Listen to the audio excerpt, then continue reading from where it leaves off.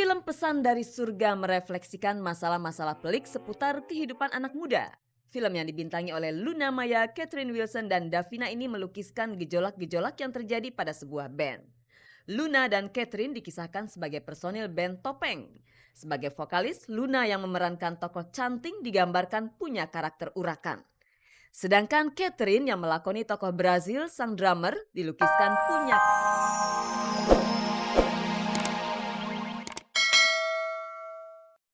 Selamat pagi pemirsa, selamat bergabung kembali dengan Gospot. Saya Cahaya akan menghantarkan gosip-gosip serta berita-berita pilihan dari kalangan selebritis untuk Anda. Tak ada yang ditambahi, tak ada yang dikurangi, dan tak ada yang memanas-manasi. Bersama Gospot, Anda tidak perlu was-was ketinggalan berita. Dan pemirsa, inilah sajian segar dari meja redaksi Gospot untuk Anda yang haus akan berita-berita dari dunia selebriti.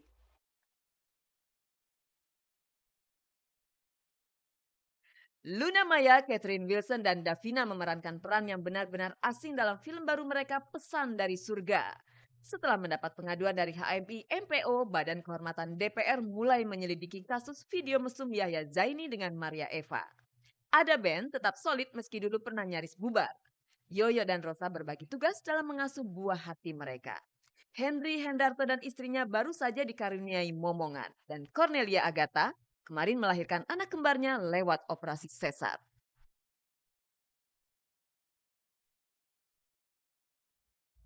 Pemirsa, Luna Maya, Catherine Wilson, dan Davina beradu peran dalam film Pesan dari Surga. Dan dalam film tersebut mereka melakoni karakter yang belum pernah mereka perankan. Bayangkan saja Luna dituntut untuk bisa menyanyi, padahal ia tidak bisa menyanyi. Dan seperti apa kerja keras mereka dalam menjiwai peran? Pemirsa, mari kita simak liputannya hanya di Gospot yang berikut ini.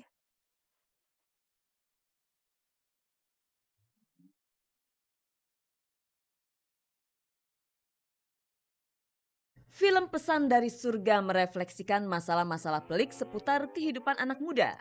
Film yang dibintangi oleh Luna Maya, Catherine Wilson, dan Davina ini melukiskan gejolak-gejolak yang terjadi pada sebuah band.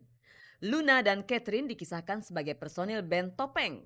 Sebagai vokalis, Luna yang memerankan tokoh canting digambarkan punya karakter urakan. Sedangkan Catherine yang melakoni tokoh Brazil, sang drummer, dilukiskan punya karakter yang tomboy serta jadi primadona banyak lelaki. Konflik, ancaman perpecahan band, serta masalah percintaan mewarnai lika-liku kehidupan mereka sebagai anak band. Beda lah teman-temannya, setiap karakter beda-beda lah, seru-seru gitu. Terus begitu dibalik semua kekasarannya dia, dibalik semua cuekannya dia, sebenarnya dia ini orang yang sangat setia gitu. Karakter aku di sini saya sebagai aktivis, aku wanita yang aktif. Aku bisa meredam emosi aku sangat berwibawa. Di film ini istimewanya karena aku beda banget ya. Di film-film sebelumnya kan aku masih model Catherine gitu kan. Kalau di sini aku jadi benar-benar yang jauh banget karakternya, berbeda sama aku pribadi gitu. Jadi yang totally different dan aku harus mempelajarinya dan aku harus dapat yang dimauin Bu Sekar gitu, dan itu nggak gampang. Dalam menjiwai suatu peran butuh totalitas dalam berakting. Luna yang buta dalam hal tarik suara mau tak mau harus berlatih olah vokal. Sementara Catherine harus bersusah payah belajar menggebuk drum. Persoalan serupa pasti dialami juga oleh Davina. Semua yang dimulai dari nol memang tidak mudah, apalagi mereka berangkat dari latar belakang profesi yang berseberangan dengan peran yang mereka lakoni. Susah, Bo. Susah. Orang waktu latihan pertama aja nadanya kemana, goyang kemana gitu. Oh iya bener, kapalan banget. Aku biasanya kan kukunya panjang-panjang ya, ini buat ini kukunya langsung dipendekin banget. Terus ya gitu, yang kapalan gitu karena belajar itu ya kan. Ya cuma gak apa-apa lah gitu. Aku sebenarnya sih nggak bisa dibilang sebagai kesulitan ya. Maksudnya aku melihatnya sebagai suatu yang baru buat aku, sebagai suatu tantangan.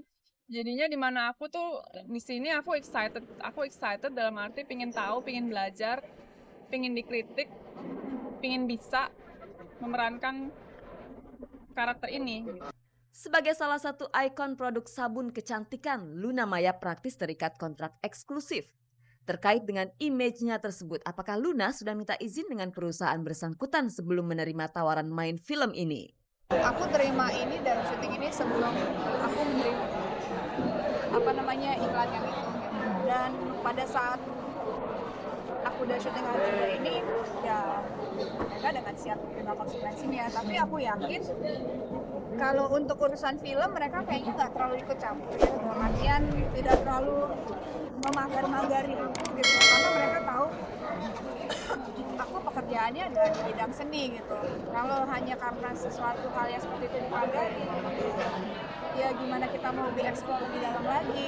Melahap peran-peran baru menjadi tantangan tersendiri bagi seorang aktor maupun aktris. Makin beragam karakter yang diperankan, makin banyak pula pengalaman yang didapat.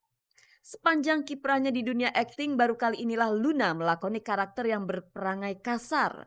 Awalnya Luna sempat merasa kesulitan saat menyelami perannya dalam film tersebut. Bukan susah dalam artian kayak saya nggak pernah ngomong kasar, bukan gitu, tapi jadi itu hak milik, jadi milik itu kan harus dilatih. Kasar sih kalau orang yang sekeliling benar gitu, cuma kalau kita sih jadiin bercandaan gitu.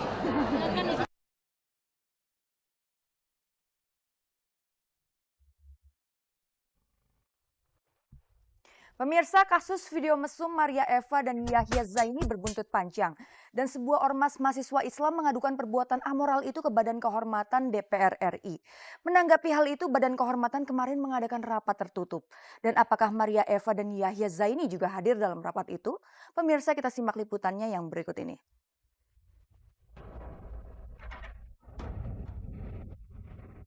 Sangat wajar jika kasus video mesum Maria Eva dan Yahya Zaini mengundang reaksi keras dari berbagai kalangan. Salah satunya dari Himpunan Mahasiswa Islam versi Majelis Penyelamat Organisasi atau HMI MPO yang mengadukan Yahya Zaini atas dugaan tindakan amoral kepada Badan Kehormatan DPR RI. Terkait pengaduan tersebut, Badan Kehormatan DPR kemarin mengadakan rapat tertutup.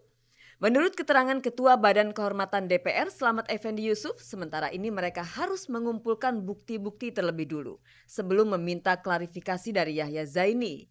Proses pemeriksaan semakin panjang dan berlarut-larut karena ada jeda masa reses yang akan menyita waktu para anggota Badan Kehormatan. Tradisi di sini seperti itu. Kita mesti memeriksa dulu saksi-saksi yang terlibat, ya, yang terkait. Juga misalnya ahli telematika ya.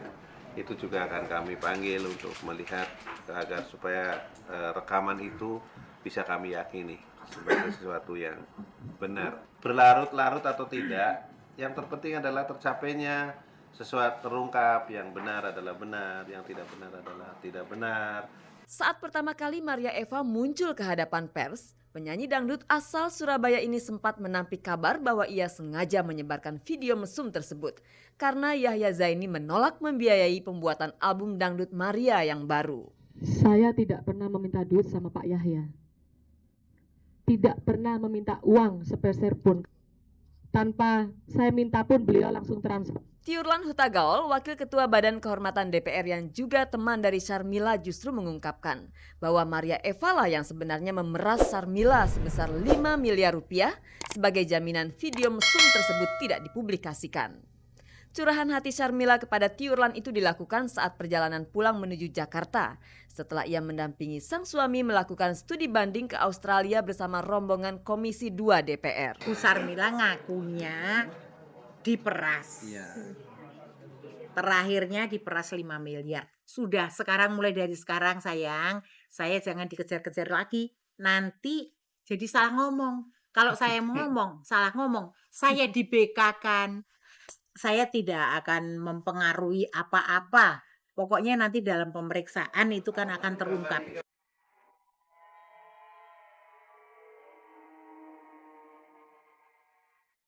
Pemirsa, sejak lahiran sang buah hati, Yoyo dan Rosa selalu berbagi tugas dalam mengasuh dan merawat anak mereka.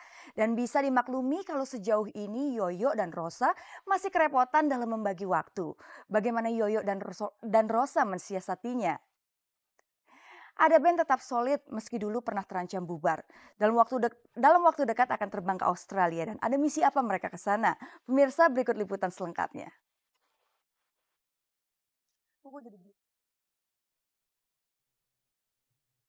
Keberadaan Ada Band dalam kancah musik Indonesia boleh dibilang kalem-kalem saja. Meski begitu, selama 6 tahun berdiri, Ada Band pernah mengalami masa-masa sulit dalam sejarah mereka.